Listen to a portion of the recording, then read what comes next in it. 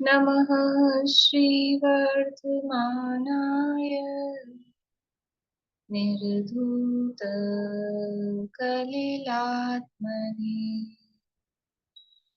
सालोकानां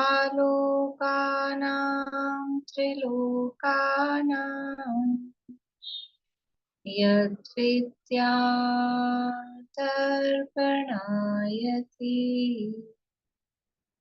यद्विद्यातर्पणायति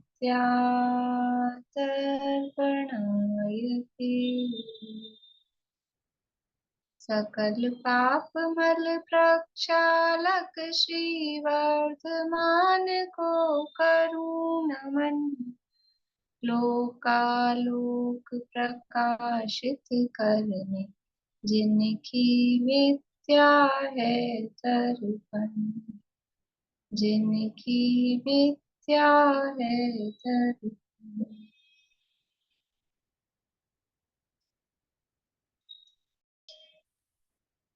ma'am homework दिए थे ना, दिग्व्रत और देश व्रत में अंतर सुनाऊं? एक पॉइंट बोलेगा और बाकी लोगों से पूछेगा। दिग्व्रत में 10 दिशाओं के लिए प्रसिद्ध जगह या चिन्ह के द्वारा, जैसे विख्यात समुद्र, नदी, पहाड़ी, जंगल, गिरी, शहर और योजन आदि की 10 दिशाओं में मर्यादा करना। उन जगहों से आगे जीवन पर्यंत नहीं जाऊंगा, जीवन पर्यंत के लिए परिमाण कर लेना दिग्व्रत है। और दिग्व्रत में ली हुई मर्यादा की थी, जो सीमा की मर्यादा की थी, जीवन पर्यंत के लिए जो परिमाण किया था, उनमें और भी काल और क्षेत्र की मर्यादा के द्वारा सीमा को और संकुचित कर लेना कुछ समय के लिए, जैसे 1 साल, 6 महीने, 2 महीने, 1 मास, 15 दिन, 1 दिन या 1 नक्षत्र के लिए, वो देश व्रत है। हाँ ठीक है, गलत बढ़िया। है? नहीं नहीं, गलत कुछ भी नहीं है, और वो आपने पूरा का पूरा उसमें ले लिया। मतलब थोड़ा शॉर्ट कर सकते थे तो उसका अपन। अच्छा है, बढ़िया है, पूरी बात उसमें आ गई। बोलिए कविता जी।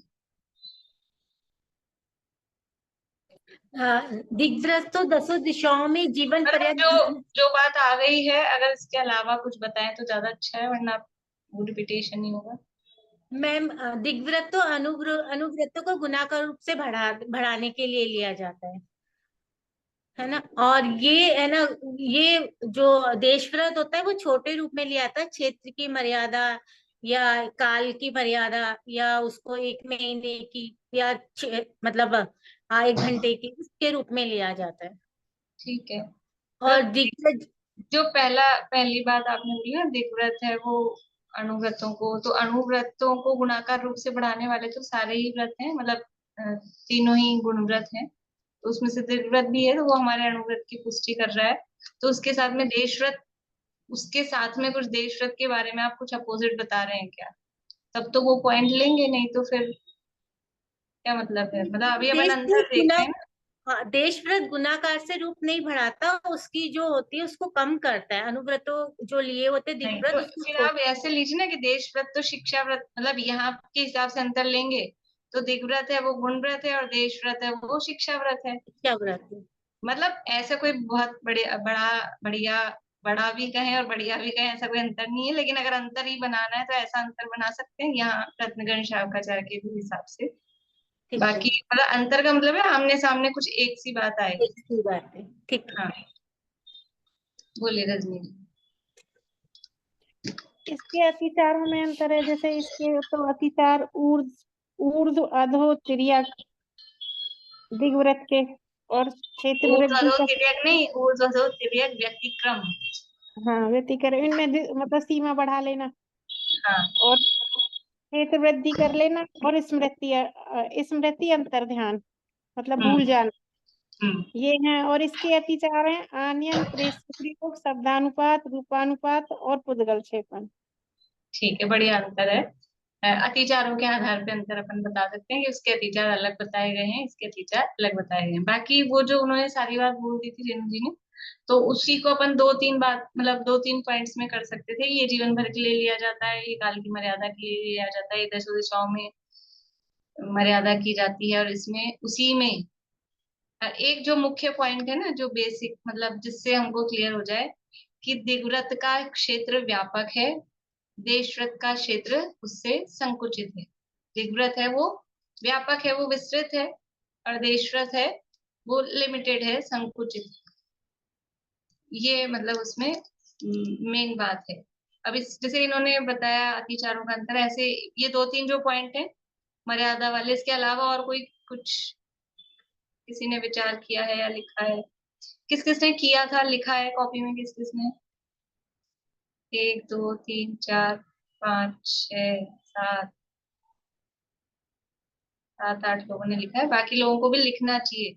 ये तो मैंने तो बात तो कल हो ही गई थी, लेकिन इसलिए लिखने को कहा है कि आपके पास रहे कॉपी में, क्योंकि भूल जाते हैं बाद में, बस इतना से याद रहता है हाँ कुछ अंतर था कुछ अंतर था, लेकिन क्या अंतर था वो ऐसे ख्याल नहीं आता। और जब लिखने बैठते हैं तो 2 पॉइंट और निकल के आते हैं, फिर सोचते भी है ना। और उसमें थोड़ी जहां पर भी आप काम करेंगे ना अंतर वाला, जब भी कभी, तो थोड़ी सी जगह छोड़ के रखिएगा। ऐसा नहीं कि जहां ये अंतर पूरा हुआ और अगली लाइन से दूसरा प्रश्न चालू कर दिया।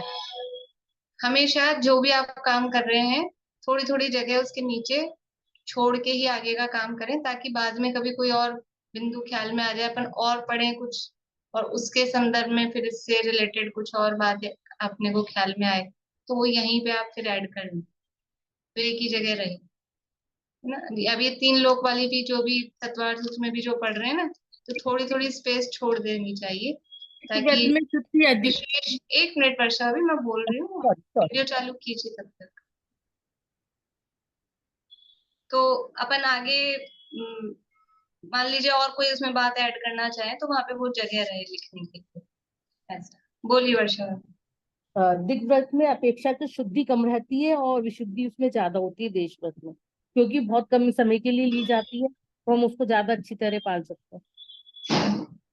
हाँ, मतलब इसमें ऐसा कह सकते हैं कि दिग्व्रत तो जीवन भर के लिए लिया था, और वो उस दिग्व्रत की मर्यादा अधिक है, और देशव्रत में उसी में और कम किया है, तो इसको देशव्रत में अपेक्षाकृत विशुद्धि और बढ़ गई है। दिग्व्रत में जितनी विशुद्धि थी फिर उसी को और कम किया है ना, तो इसमें विशुद्धि अपेक्षाकृत बढ़ गई है, कह सकते हैं। अच्छी बात, बड़ी। तो ये अभी जैसे अपन चर्चा करेंगे, तो अपन ने 2 पॉइंट सोचे हैं, फिर एक किसी और ने बताया, फिर एक किसी और ने बताया, ऐसे करके 4 5 पॉइंट अपने हो गए, तो वो लिखे हुए रहेंगे तो अच्छा रहेगा। अभी जैसे इन्होंने बताया वो अतिचार वाला बताया, तो वो लिख सकते। एक बात और, कल वो उनका फोन आया था नानी माँ का, निशांति की मम्मी का, कि बोले आप क्लास में बताना, वो खुद के लिए हिसाब से पूछ रहे थे कि बोले हम मैंने जब नियम लिया था तो कब लिया था, जब ये मोबाइल वोबाइल कुछ चलते ही नहीं थे, बहुत साल पहले। काफी बड़े हैं मतलब, तो बहुत साल पहले उन्होंने नियम ले लिया जब ये कुछ नहीं चलता था, और ना हमारे कोई रिश्तेदार अमेरिका में कहीं रहते थे। ऐसे ऐसे आप समझ लो 40 50 साल पहले उन्होंने ले लिया होगा, तो ये कुछ चलते नहीं थे। तो अब जैसे अभी कोरोना वाली परिस्थिति आई, लॉकडाउन वाली, तो कभी किसी ने सोचा ही नहीं होगा कि ऐसे मंदिर बंद और ऐसा बिल्कुल ऐसी स्थिति होगी, तो क्या करेंगे। तो ऐसे बोले हमने सोचा ही नहीं था कि ऐसे मोबाइल भी आएंगे, वीडियो कॉलिंग हो जाएगी, कितनी दूर अमेरिका बात कर सकेंगे, या ऐसा उस समय फोन वगैरह भी पता नहीं चलते होंगे या नहीं, जो भी, और कोई जाके रहेगा बाहर विदेशों में, ऐसा। तो बोले अब क्या करें, अब तो सारे पोता पोती दोता दोती जो भी हैं वो बाहर ही बाहर रहते हैं, तो अब उनके फोन आते हैं, बात होती है, तो क्या। तो अभी ये अतिचार की चर्चा अपने इसमें चलने वाली है, तो अतिचार तो लगेगा ही। पहले हमने उसका कुछ लिया नहीं है कि ऐसा कुछ करेंगे ऐसा कुछ होगा। मैंने कहा चिट्ठी पत्रिका तो सोचा होगा आपने भी, चिट्ठी चिट्ठी तो चलती ही थी, तो बोले कोई रहता ही नहीं था, कोई ऐसे था ही नहीं कि कोई बाहर जाके रहेगा कि हम चिट्ठी का भी नियम लें, ऐसा। तो मतलब हम एकदम निष्पक्ष होके देखें तो अतिचार तो रहेगा ही। अब ये है कि परिस्थितियां ऐसी हो गई, तो उसमें इतना है कि पहली बात तो उसका प्रायश्चित करते रहें, खेद बरते, और कम से कम करें। वो बोले हाँ मैं खुद तो चला के तो नहीं मिलाती, अब किसी का आ जाता है और फिर वो बात करना चाहते हैं, तो ऐसा होता है, तो उसका प्रायश्चित फिर यथा समय करते रहें जो भी है। और तो क्या है, या तो इतने पक्के हो जाएं कि हम करेंगे ही नहीं। अब मोह पूरा छूटा नहीं है, तो उनका भी नहीं छूटा और इनका भी नहीं छूटा, तो ऐसी भी परिस्थितियां, इसीलिए नियम लेने से पहले बहुत व्यापक रख लेना चाहिए, बहुत वाइड उसका एरिया रख लेना चाहिए ताकि बाद में समस्या ना हो। और इतना वो भी बात है कि अब जितना अभी चल रहा है उतना ही सोच पाते हैं, उससे आगे क्या बढ़ जाएगी चीजें वो सोच नहीं पाते हैं। तो जो भी हो, थोड़े थोड़े समय के लिए लिए और जीवन भर के लिए नियम लें तो उसको अच्छे से सोच विचार के और व्यापक क्षेत्र व्यापक रख के फिर लें। ठीक, देखिए अब आगे अपने को इसमें श्लोक नंबर 95 है रत्नकर्ण शावकाचार, 156 नंबर। अच्छा, और भी दिया था ना, एक प्रश्न और दिया था। ठीक है, क्या था प्रश्न, भूल ही गई मुझे। मैम 2 क्वेश्चन और दिए थे। एक तो परिग्रह परिमाण तथा भोगोपभोग परिमाण में अंतर, और दिक्व्रत देश व्रत में तथा परिग्रह परिमाण तथा भोगोपभोग परिमाण में क्या अंतर है। मतलब ये 2 एक कर दिया, वो 2 एक एक कर हाँ दिया। हाँ ठीक है, बताऊं, सुनाऊं? अभी रुकिए, पहले और किससे पूछ लेते हैं कि और किसने किया है। वर्षा भाभी आपने तो अभी बताया, और इनके अलावा बस जिन्होंने किया है वही है, तो वो तो बता चुके हैं सब। बोलिए आभा जी। भोगोपभोग परिमाण व्रत में हम भोग की वस्तु और उपभोग की वस्तु से आसक्ति घटे उसके घटाने के लिए सीमा में बांध देते हैं, उसको सीमित करते हैं। इसको बोलते हैं भोगोपभोग परिमाण व्रत। और परिग्रह परिमाण व्रत में परिग्रह जैसे धन धान्य वो सब हुआ, धन हुए। परिग्रह में और भोगोपभोग में क्या अंतर है? भोग तो हम लोग भोगते हैं, जिसको तो उपभोग परिग्रह से को बड़ा बात। भोगते नहीं है? हाँ, परिग्रह को भोगते नहीं है? भोगते तो है, परिग्रह को भोगते नहीं है क्या?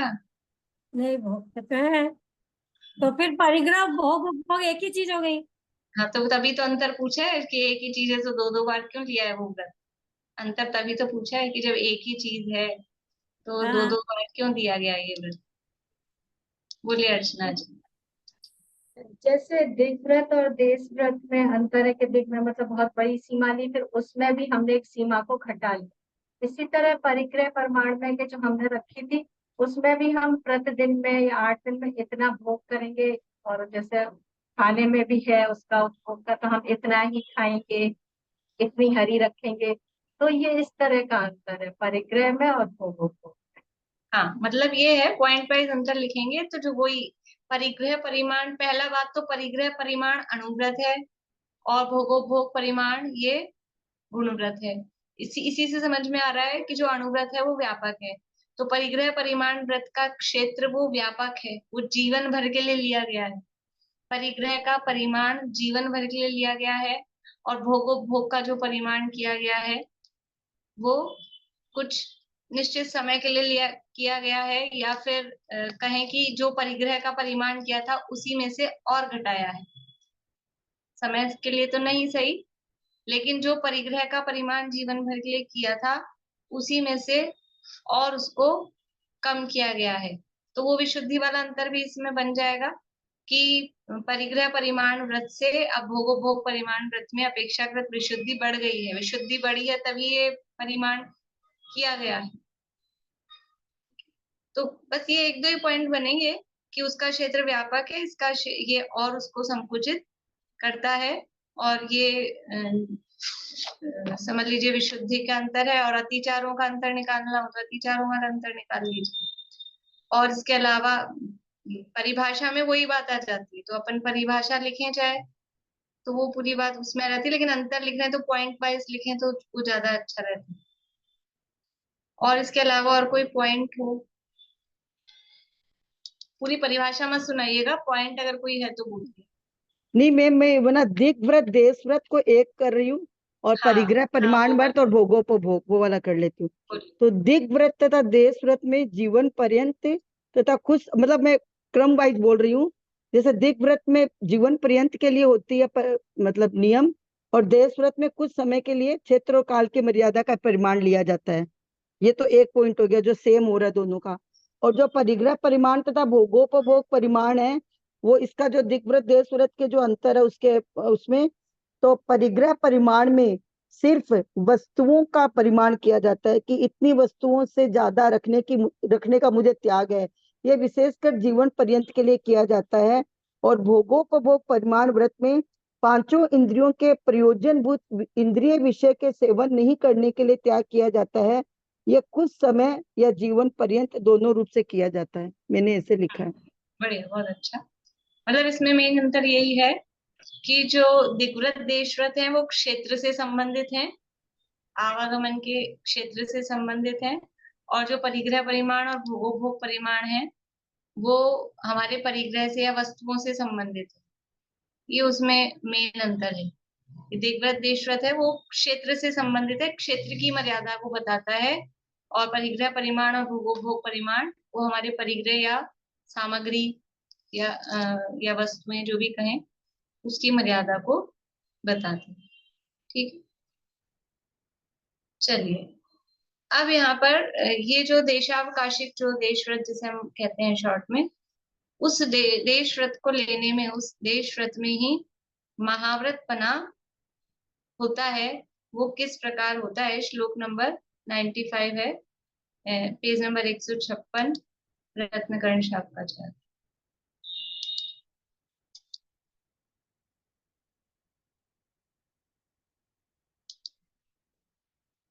श्लोक बोलेंगे पीछे।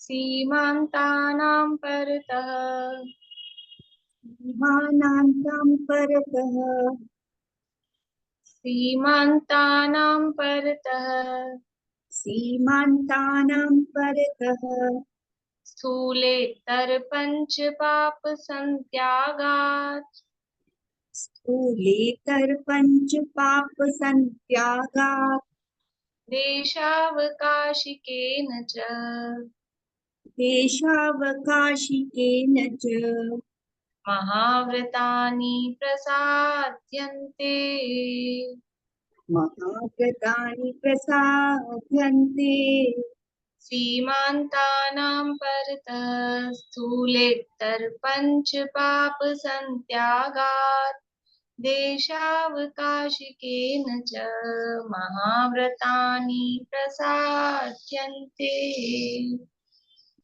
सीमान्तानां परतः स्थूलेतर पंच पाप संत्यागात् देशावकाशिकेन च महाव्रतानि प्रसाद्यन्ते।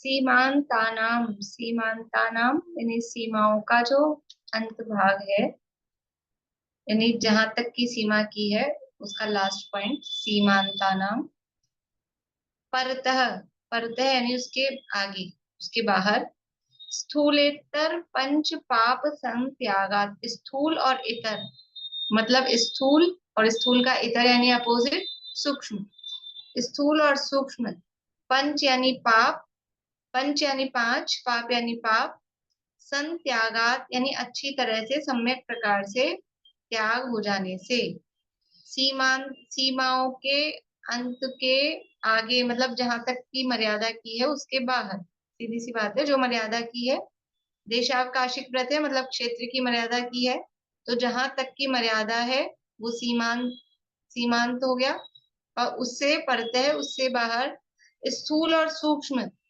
दोनों तरह के पांचों पापों के अच्छी तरह से त्याग हो जाने से देशावकाशिकेन यानी जो देशावकाशिक व्रत है उसके द्वारा महाव्रतानि प्रसाद्यन्ते, महाव्रतानि महाव्रत प्रसाद्यन्ते सिद्ध किए जाते हैं, प्रसिद्ध हो जाते हैं, सिद्ध होते हैं, ऐसा। ठीक है, देखिए यानी सीमाओं के अंत भाग के आगे स्थूल और सूक्ष्म पापों का सम्यक प्रकार से त्याग हो जाने से जो देशावकाशिक व्रत है वो महाव्रत, उसके द्वारा महाव्रत सिद्ध हो जाते हैं, मतलब उसके आगे वो महाव्रत प्राप्त हो जाते हैं। अर्थ देखिए, प्रतिदिन जितने क्षेत्र का परिमाण किया हो उसके बाहर स्थूल तथा सूक्ष्म जो पांच पाप हैं उनका त्याग करने से, देशावकाशिक व्रत करने से ही महाव्रतों की सिद्धि प्राप्त हो जाती है। भावार्थ, क्षेत्र की मर्यादा के बाहर सभी पांचों पापों का पूर्ण त्याग कर देने से अणुव्रत ही महाव्रत के समान हो जाते हैं। वहां अणुव्रत ही दिग्व्रत में भी यही बात कही थी और यहाँ भी यही बात कह रहे हैं, क्योंकि जहाँ जितनी मर्यादा ले ली, अब उसके बाहर जाना ही नहीं है। तो उसके बाहर जो भी पाप हो रहे हैं तो उन पापों का पूर्ण रूप से त्याग है या नहीं है। महाव्रत किसे कहते हैं? पांचों पापों का पूर्ण रूप से त्याग, उसका नाम महाव्रत है। हमने अपना एरिया बना लिया, इस एरिया के बाहर नहीं जाएंगे, तो अब इस एरिया के बाहर जो भी कुछ पाप हो रहे, जब जाएंगे नहीं तो हमारे माध्यम से पाप कैसे होगा? वहां जाके हिंसा नहीं करेंगे, वहां जाके झूठ नहीं बोलेंगे, वहां जाके चोरी कुशील परिग्रह की वहां की जमीन जायदाद खरीद लें, कि वहां का कुछ सामान ले आए, वो कुछ भी नहीं होगा। तो मर्यादा के बाहर पांचों पापों का त्याग होने से उसके बाहर के लिए ये जो अभी अणुव्रत कहो, गुणव्रत कहो, शिक्षा व्रत कहो, उसको अणुव्रत ही कह रहे हैं अभी सबको मिला के। तो ये जो अभी हमने छोटे रूप में लिया है, अणु का मतलब यहाँ पे ऐसा लेना कि जो छोटे रूप में व्रत लिया हुआ है, हमने पूरा त्याग नहीं किया है, त्याग आंशिक ही किया है, लेकिन फिर भी एक मर्यादा बना ली, तो उसके बाहर के एरिया के लिए वो हमारे अणुव्रत ही महाव्रत को प्राप्त हो जाते हैं, उसी से महाव्रत की सिद्धि हो जाती है।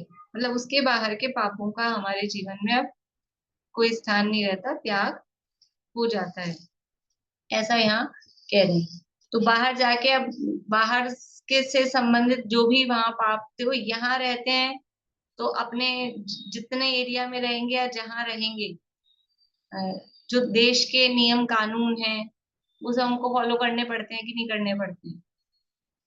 भले ही कुछ काम हम करें ना करें, लेकिन जैसे मान लो यहाँ रहते हैं तो कोई हाउस टैक्स होते हैं, सड़क पे चलते हैं तो रोड टैक्स लगते हैं, टोल टैक्स वगैरह लगते हैं, और भी कुछ भी इसी तरह के टैक्स वगैरह लगते हैं। तो वो टैक्स लग रहे हैं, इसका मतलब क्या होता है कि यहाँ रहने का हम मतलब उसका वो चुका रहे हैं, तो यहाँ से संबंधित अब वो सड़क बनी तो उसमें हमारा उस रूप में अनुमोदना, भले ही वो बहुत बारीकी में है, लेकिन वो हम जो टैक्स में पैसा दे रहे हैं तो वो उस रूप में वो कुछ ना कुछ अनुमोदना उसमें होती है। पर वो करने पड़ते हैं, गृहस्थ दशा है और यहाँ रहना है नागरिक के हिसाब से, तो जो गवर्नमेंट के नियम है वो फॉलो करने ही पड़ते हैं। व्यापार धंधा यहाँ रह के करेंगे तो व्यापार धंधे के संबंध में कुछ भी टैक्स वगैरह सारे होते हैं, इनकम टैक्स होते हैं और जीएसटी वीएसटी दुनिया भर की सब चीजें होती है। तो यहाँ इस एरिया में जो पाप हो रहे हैं उसमें कुछ ना कुछ हमारा भी फिर कंट्रीब्यूशन हो ही जाता है किसी ना किसी रूप में। लेकिन अब इस एरिया के बाहर हम जाएंगे ही नहीं, तो अब मैं अमेरिका कभी जाऊंगी नहीं, तो फिर अमेरिका में जाके टैक्स वैक्स देना पड़ेगा वहां पे। अब और भी मान लो अपन जाएंगे तो जो खर्चे होंगे पासपोर्ट के या वो जो, तो जो भी उनको वहां लगता है उन्हें देना पड़ेगा। तो उस संबंध में अब हमारे वहां के सब पापों का त्याग हो गया, तो वो महाव्रत के रूप में वो सिद्ध हो जाते हैं। जैसे ऐसा है ना, अभी यद्यपि ज्यादा तो इससे रिलेटेड नहीं है, लेकिन अभी प्रकरण आया तो बताती हूँ। जैसे कि जू गए, चिड़ियाघर गए देखने, तो देखने जाना चाहिए कि नहीं चिड़ियाघर? चिड़ियाघर तो अब घटिया चीज लगती है, अब तो सफारी हो गए, सफारी, जंगल सफारी। तो उसमें क्या है कि उसमें टिकट होता है देखने का, अंदर एंट्री का, तो वो टिकट का पैसा हम देंगे। अब वो वहां वहां की मेंटेनेंस, मेंटेनेंस का मतलब क्या है कि वहां उनको भोजन आदि जो भी पशु पक्षी जो भी वहां है, और वो सब कैसे होते हैं, वो सब अणुव्रती होते हैं। वो पशु पक्षी क्या खाएंगे क्या नहीं खाएंगे, शुद्ध छना हुआ जल और 3 दिन की मर्यादा का सामान, कि जो मांस भक्षी होते हैं उनके लिए मांस आता है और सब वही आता है। तो वो कहाँ से आएगा? वो कहाँ से आएगा कि वो जो हम टिकट का पैसा दे रहे हैं ना, उसी में से निकलेगा ना वो सारा काम। इसलिए कि साहब हम तो बच्चों को, फिर बच्चों को बिल्कुल ऐसे ही छोड़ देंगे, दिखाए नहीं क्या कि अब टीवी, अब बिना हिंसा के अपने को सामने ऐसी चीजें हो गई ना, इतना सुविधा हो गई टीवी में, इसमें सब दिखता है, सब आता है। और कभी ओरिजिनल ऐसे दिख जाए तो दिखा देना, नहीं तो ऐसा हर सब चीजें आती है। इसलिए उसमें वो मैं तो अभी ये वो वाली बात आई ना कि उसमें हमारा कंट्रीब्यूशन जाता है। तो ये देखना कि कहाँ पर हम वो हमारा टिकट का पैसा कहाँ जा रहा है, किस काम में जा रहा है, तो वो करना। नहीं तो ऐसा कुछ नहीं है उसमें। बोलिए रेखा जी। मैम हम ये कहते हैं कि हम हमारे यहाँ है ना 14 नियम रोज प्रतिक्रमण में हम सुबह चितारते हैं 14 नियम। उसमें हम सब मर्यादा रख लेते हैं डेली की कि 24 घंटे हमारी ये मर्यादा रहेगी वस्त्र की, मतलब द्रव्य की, विघय की। भाई आज इतनी विघय रखनी है, इतना द्रव्य रखना है, इतना हमको वाहन रखना है, इतना कपड़े रखने हैं, इतने जोड़ी हमको जूते चप्पल रखने हैं, वाहन तो ये हम रोज वो मर्यादा 14 खाली नियम रोज पालते हैं। नहीं हाँ पालते हैं, बराबर ध्यान रखते हैं। अब हमको हाँ नहीं तो हाँ। जैसे कपड़े और रखने तो 1 फिर मिनट अब 7 मेरी जोड़ी। सुनिए। हाँ 10 जोड़ी कपड़े आज के हैं, ऐसा नियम हाँ रखा। तो वो हाँ 10 कोई से भी 10 होंगे कि ये पर्टिकुलर 10 होंगे? वो मतलब इसमें 5 जोड़ी 7 जोड़ी कपड़े जैसे रखते हैं ना, उसमें फिर वो नहीं मर्यादा रखते कि भाई ये है। वैसे तो पूजा इसमें के और अलग थोड़ा है सा और रोज के ऐसा अलग है थोड़ा वो। सा और उसमें ऐसा करें कि मतलब हाँ कौन से 10 रखने, हाँ क्योंकि अब ऐसे तो 10 में कौन पहनता है, 2 जोड़ी ज्यादातर चलते रहते हैं। तो फिर वो 7 जोड़ी उसमें कुछ अपने को ये नहीं आता, क्योंकि जितना है उतना है और 10 रख लिए हैं हमने। फिर भी अच्छी बात है। द्रव्य विघई एक मतलब सारे कितने द्रव्य खाने आज हमको, ये आज मतलब जैसे हम 20 द्रव्य खाएंगे या 30 द्रव्य, मतलब चीज इतना सारा दिन में, तो उसका भी परिग्रह रखते हैं, दिशा का भी। और अच्छा मतलब है, बढ़िया है। ब्रह्मचार्य बस ये है मतलब कि ये 14 फिर नियम। फिर हम चितारते, फिर उसको शाम को प्रतिक्रमण करते हैं, उसमें हम उसको चितारते हैं कि भाई हमने क्या क्या दोष लग गया हमको, और ये बढ़िया। मतलब हमारा पूरा हुआ है नियम, तो ये हम अच्छा लोग है, करते हैं। अच्छा है, करना ही चाहिए। शाम को सामायिक और प्रतिक्रमण, और दिन भर हमने क्या किया क्या नहीं किया। जैसे व्यापारी अपना हिसाब किताब लगाता है, कोई भी व्यापारी होगा तो शाम को अपना हिसाब किताब देखता है कि नहीं, कितनी आय हुई, कितना व्यय हुआ, खर्चा। तो ऐसा ही सांझ सवेरे 2 घड़ी आत्म ध्यान लगाया कर, और कितने पाप कर्म है कीने, रोज हिसाब लगाया कर। फिर उसमें कुछ कमी कर सकें कि कल के लिए कि आज क्या क्या किया, पाप किया और जो भी शुभ भाव हुए, बराबर बैठ के हिसाब लगाना चाहिए। थोड़ा सा समय इसके लिए रखना चाहिए अपने को। फुर्सत ही नहीं है, दिन भर ऐसे बिजी रहते हैं, लेकिन एक 10-15 मिनट, आधा घंटा का समय इसके लिए निकालना ही चाहिए। नियम की लिस्ट मैंने हाँ मंगाई थी उनसे, इन्होंने भेज भी दिए मुझे, मैं डाल दूंगी ग्रुप पे। बोलिए मीना। मैं ये बोल रही थी, जैसे आप सफारी का बोल रहे थे, तो एक तो अपन ने उनकी स्वतंत्रता ही छीन ली, बंधन में हाँ, बांध दिया, वो भी एक हिंसा वो का तो कारण वो हुआ। तो है ही, वो तो है ही, उसमें हाँ, अनुमोदन हो रखी है। और वो फिर भी वो होता है अपने माध्यम से, यदि पैसा देते हैं तो अपन, बिल्कुल, क्योंकि ये वो हम जा दोनों ही रहे होता हैं है। तो वो बनाते हैं, हम जाएंगे ही नहीं, हम उसका हाँ बहिष्कार करेंगे। भाई डिमांड उसके वही नहीं मिलेंगे। मान लो जैसे कोई भी प्रोडक्ट है तो उसके ग्राहक ही नहीं मिलेंगे तो क्यों बनाएगा? तो ऐसे हम देखने घूमने जाएंगे ही नहीं वहां। तो और ठीक है, वो तो फिर भी बनने हैं तो बनने, लेकिन हमारी अनुमोदना नहीं है, इसलिए हम नहीं जाएंगे, नहीं करेंगे। ऐसा उसमें भाव रखना चाहिए। ठीक है ना? बच्चे जिद्दी करें तो बच्चों को भी समझा देना चाहिए। समझ जाने, बचपन से ही समझा रहे तो अच्छी बात है। तो इस तरह से ये क्षेत्र की मर्यादा के बाहर सभी पापों का पूर्ण त्याग कर देने से वो अणुव्रत ही महाव्रत के समान हो जाते हैं। अब इस देशावकाशिक व्रत के 5 अतिचार कहने वाला श्लोक कहते हैं। पीछे पढ़ेंगे, पूर्णिमा आंटी आप पढ़िएगा पीछे। प्रेषण शब्दानयनम प्रेषणशब्दानयनम् रूपाभिव्यक्ति पुद्गलक्षेपो रूपाभिव्यक्तिपुद्गलक्षेपो देशावकाशिकस्य देशाविकासिकस्य व्यपदिश्यन्तेत्ययः पञ्च व्यपदिश्यन्ते अत्यापञ्च व्यपदिश्यन्तेत्ययः पञ्च व्यपदिश्यन्तेत्यापञ्च प्रेषणशब्दानयनं रूपाभिव्यक्तिः पुद्गलक्षेपो क्षेपो देशावकाशिकस्य व्यपदिश्यन्तेत्ययः पञ्च। प्रेक्षण शब्दानयनं रूपाभिव्यक्ति पुद्गल क्षेपो देशाविकासिकस्य व्यपदिश्यन्ते पंच। देखिए अतिचार बता रहे हैं वही है जो 78 सूत्र में दिए गए हैं। प्रेषण, उसमें प्रेष्य प्रयोग दिया है। फिर शब्द, शब्द भी है। आनयनम, प्रेषण यानी भेजना, शब्द यानी शब्दों से, इशारों से बात करना। आनयनन यानी मंगाना। प्रेषण और आनयनन अपोजिट है। प्रेषण का मतलब है भेजना, आनयनन का मतलब है मंगाना। फिर है रूप अभिव्यक्ति, अपना रूप दिखा देना। बोलेंगे नहीं, भले ही किसी को भेजा नहीं, बुलाया नहीं, बोला भी नहीं, लेकिन अपने कुछ इशारे, आकृति इस तरह के दिखा देना, वो रूप अभिव्यक्ति। और फिर है पुद्गल क्षेपो, कुछ पुद्गल फेंक देना, कागज, पत्थर, कंकड़, इस तरह का। ये देशावकाशिकस्य, देशावकाशिक व्रत के, व्यपदिश्यन्ते यानी कहे गए हैं, उपदेश दिए गए हैं।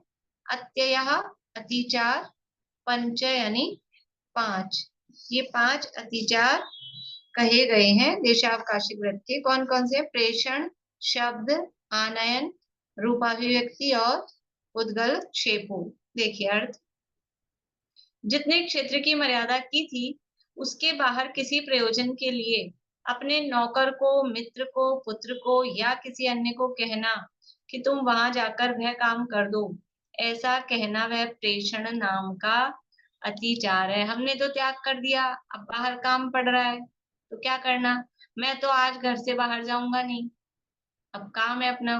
मान लो घर से बाहर नहीं, मंदिर चले गए, आज उपवास है, सुबह से मंदिर चले गए और मान लो ऐसी व्यवस्था है रात में भी वहीं सोना है, या फिर रात तक, रात को आना है, ऐसा दिन भर नहीं जाऊंगा मंदिर से, तो अब त्याग कर दिया। अब घर से कुछ सामान मंगाना है, कुछ तो रह ही गया घर पे, चश्मा ही रह गया, अब क्या करें, पढ़े कैसे, स्वाध्याय कैसे करें? तो अपने तो त्याग हो गए, मंदिर में आ गए तो फिर अब किसी को भेज के मंगा लेना। ये है प्रेषण। देशावकाशिक में तो शॉर्ट टाइम के लिए की है ना मर्यादा, तो मैं तो जयपुर से बाहर जाऊंगा नहीं, अब जरूरी काम है, कोई चीज आनी है, तो वो कहीं से किसी को भेजकर मंगा लेना। होता है ऐसा, इस तरह का काम। तो ये अतिचार है। खुद तो नहीं गए, खुद ही चले जाते तो क्या होता? व्रति भंग हो जाता, वो तो अनाचार हो जाता। अतिचार क्यों है? अतिचार समझते हैं, ख्याल में है ही। अतिचार पहले अपन पढ़ चुके हैं कि जिससे व्रत भंग ना हो, व्रत में दोष लगे, उसका नाम है अतिचार। तो खुद ही चला जाता तो व्रत भंग हो जाता, खुद नहीं गया, किसी को भेज दिया तो दोष तो लगा। क्यों? क्योंकि अनुमोदना तुम्हारे कहने से गया ना वो, अपन ने कहा ना उसको कि जाओ पढ़ लाओ, तो भले ही वो गया है, वो सड़क उसने, मतलब रास्ता उसने नापा, अपन तो नहीं गए, लेकिन फिर भी अपने कहने से गया या अपने प्रयोजन से गया, इसलिए अनुमोदना रूप से उसमें अतिचार लगता है। फिर है शब्द, मर्यादा के बाहर क्षेत्र में रहने वालों से बातें करना तथा शब्दों द्वारा इशारे से समझा देना कि अमुक काम कर दो, वह शब्द नाम का अतिचार है। अभी जो बात की ना मैंने, अब मर्यादा तो ले ली, जीवन भर भारत से बाहर नहीं जाएंगे, जीवन भर की ले ली। अब अमेरिका फोन से बात कर रहे हैं कि नहीं करें, क्या करें, अब जमाने ऐसे आ गए, तो ये शब्दों से बात करना मर्यादा है। जैसे इसमें वो तो जीवन भर की है, और इसमें देशावकाशिक में ऐसा भी ले सकते हैं, आज मैं अपने घर से बाहर नहीं जाऊंगा, ऐसा नियम ले लिया, फिर क्या करें? घर से बाहर नहीं जाऊंगा, लेकिन जैसे सिटी के घर हो तो आमने सामने छत पे खड़े होके, बाहर खिड़की में खड़े होके एक दूसरे से बातें कर रहे हैं। और ऐसे कॉलोनी के घर हो तो भी इशारे से कुछ कह दें, आ जाओ, चले जाओ, जो भी कुछ है, तो बाहर वाले को किया ना, तो ये भी अतिचार है। ठीक है, किसी को भेज दिया, वो व्यक्ति को ही भेज दिया, इशारे आदि करके भी बुलाया, मंगाया, कुछ किया, या आवाज देकर किया, आवाज देके बुला लिया कि आप आ जाओ, मैं तो हूँ, मेरे तो त्याग है आज बाहर जाने के, आप ऊपर आ जाओ, अब अंदर आ जाओ, आप इधर आ जाओ, तो ये शब्द नाम का अतिचार है।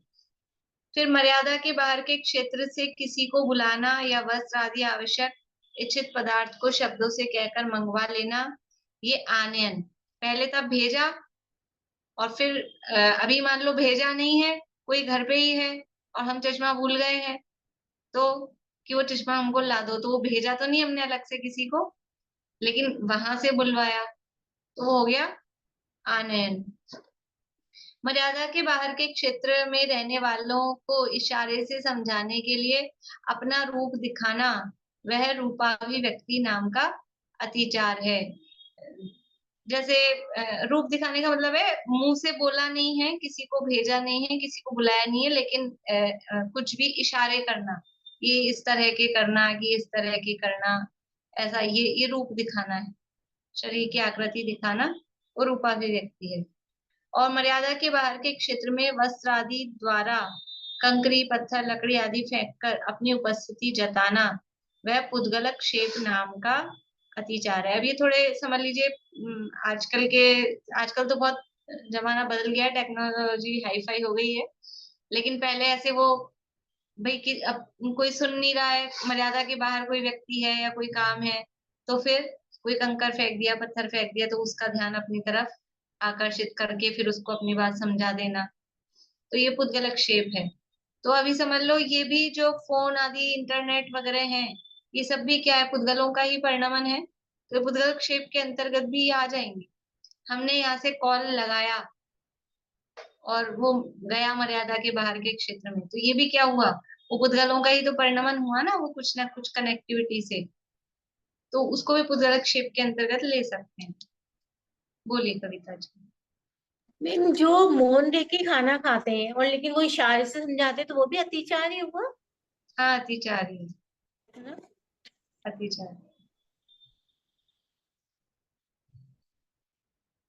तो इस तरह से ये इसके अतिचार हैं। अभी निरतिचार पालन की भावना, जो व्रती श्रावक होता है, वो भावना तो क्या भाता है, 12 व्रत के अतिचार पन पन न लगावे, ये 12 व्रतों के 5 अतिचार हैं, वो नहीं लगाऊं ऐसी भावना भाता है।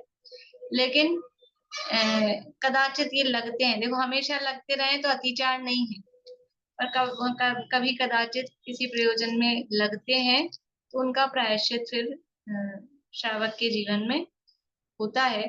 और ये अतिचार बताए हैं तो इसलिए बताए हैं कि लगा सकते हैं, कि लगा लेना चाहिए, इसलिए नहीं बताए, इसलिए बताए हैं कि इन अतिचारों से सावधान रहें, ऐसे दोष हो जाते हैं, दोष लगते हैं फिर ये, तो इसलिए हम पहले से ही अपने व्रत पालन में सावधान रहें कि इस तरह के दोष हमें नहीं लें। नियम लेते समय ही सावधान रहें, और नियम लेने के बाद में अब कुछ भी हो, आवश्यकता हो गई नहीं हो गई, मतलब इतने पक्के रहें कि अब हम आ गए हैं, हमने व्रत ले लिया है, अब न मंगाना, ना आना, ना जाना, ठीक है जो है जैसा, उसी में अपना काम चलाएंगे, तो इस तब वो निरतिचार उसका पालन होता है। इस तरह से ये अतिचारों की बात हुई है। अब सामयिक शिक्षा व्रत को परसों ही चालू करेंगे, अब समय भी अपना हो ही गया है। बोलिए मैम, ये 98 नंबर जो श्लोक है उसमें ये मूर्ध रू है, मूर्ध रू माने क्या होता है? मूर्ध का मतलब होता है ये बाल, केश, बाकी अर्थ केस, अपन करेंगे। हाँ केस के मतलब ये जो रोम रोम होंगे, रू नहीं, बाल रू बाल है, रू है। बाल है। हाँ अपन परसों करेंगे उसका अर्थ। बोलिए आंटी। जैसे नियम लेते समय पर अपन रख लें, जैसे जिस तरह की बात, जैसे हम खुद तो नहीं जाएंगे इंडिया के बाहर, पर अगर इंडिया के बाहर अपना कोई लड़का वगैरह है तो हम फोन पे बात करने की छूट रखी, तो फिर वो अतिचार में नहीं आएगा ना, क्योंकि हाँ छूट रखी, नहीं लेते समय पर ही छूट रखी ना। हाँ हाँ जैसे भोजन करने में मौन से भोजन करेंगे हैं, मगर अगर कुछ जरूरत पड़ेगी तो हम इशारे से बताएंगे, तो फिर अतिचार में नहीं आएगा। और तुमने रखा कि मैं कैसे भी नहीं बताऊंगी, बस जो जैसा है वैसे कैसे एडजस्ट करूंगी, तो फिर और फिर बोला तो फिर वो अतिचार में आएगा। तो नियम लेते समय पर मतलब वो अपन वैसा विकल्प रखें तो फिर वो अतिचार में नहीं आएगा। नियम लेते समय ही हाँ पहले मैंने कहा था, नियम लेते समय ही जो भी बातें हैं तो उसका उस हिसाब से देखो, क्योंकि वास्तव में तो नियम तो पूरा पूरा त्याग ही होता है, हाँ पूरा लेने असली तो वही होता है, लेकिन अभी अपन समझ लो इतने पक्के नहीं है, भूमिका में ऐसा है, तो उसमें छूट भी इस तरह की ऑप्शंस रखते हैं, तो ठीक है पहले से ही रखा है लेकिन उसमें भी फिर ऐसा रखना चाहिए कि हमने ऑप्शन तो रखा है, लेकिन उसको भी कम कम ही रखें। मतलब जैसे जो भी फोन पे बात करने की रखी है या इशारे की रखी है, मौन से भोजन करते समय इशारे की छूट रखी है, उसको भी बहुत विशेष परिस्थिति में ही हम यूज लें। हाँ, ये बराबर है। तो तब तो ठीक है, लेकिन अब हमने तो छूट रख रखी है तो इशारे ही करते रहे, नहीं नहीं, तो फिर वो वो थोड़ा मौन से कम भोजन करें। क्या हुआ, बोल ही लो फिर। बराबर है। इसलिए फिर वो, और फिर वो समझ नहीं पा रहा है सामने नहीं, कोई वाला, परिस्थिति ऐसी तो आई, समझो कुछ काम आ गए तो हाँ ही बस वो बोलेंगे। परिस्थिति वश कोई बात हो गई तो उसकी छूट वो रखना, वो छूट कही जाएगी।